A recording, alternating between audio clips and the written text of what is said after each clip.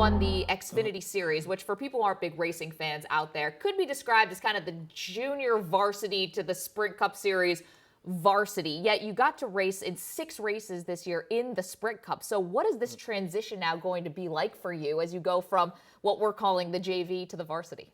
It's going to be great. I mean, I had so much fun in the Xfinity Series this year, and we were able to pull off a championship through hard work and really our guys doing everything that they needed to do all season long. And it's a proving ground. It's the place where, and they'll tell you, it's where you make your name so that you can go into the next series, so that you have the opportunity to move to a different place and get to the Sprint Cup Series.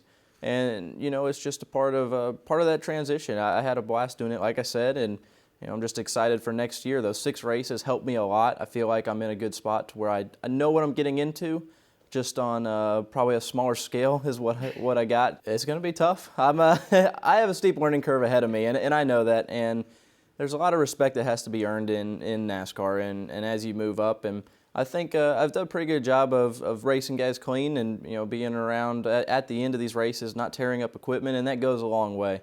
I was at the actual Sprint Cup Series banquet in Las Vegas. I got to talk to a lot of the guys. Got to talk to Jeff Gordon as he was, as he puts it, not retiring, but moving on to a broadcasting role. Okay. But really got to see a bunch of guys and kind of pick their brains a little bit and talk about what I really needed to do as we go into the Sprint Cup Series and see what I need to do to earn that respect as quickly as possible. What will be the biggest hurdle you'll have to overcome when you move to the full-time Sprint Cup Series schedule? The biggest hurdle, for one, it's a lot of time on the road, so it's going to be a little bit tougher just trying to get used to that. And then when we look at the other parts of it, it's the competition. It's the length of the races.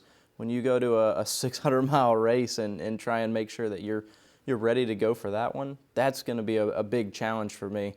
I feel like those 6 races that I ran early this year were kind of a test. I felt pretty good about all of them. I got out of the car and I felt good. I felt like we were able to accomplish what we needed to. We didn't tear up anything except Martinsville, which I think is kind of normal. That's kind of par for the course, considering such a short track and guys are bumping into each other. Kind of just piled everything together like 5 laps in.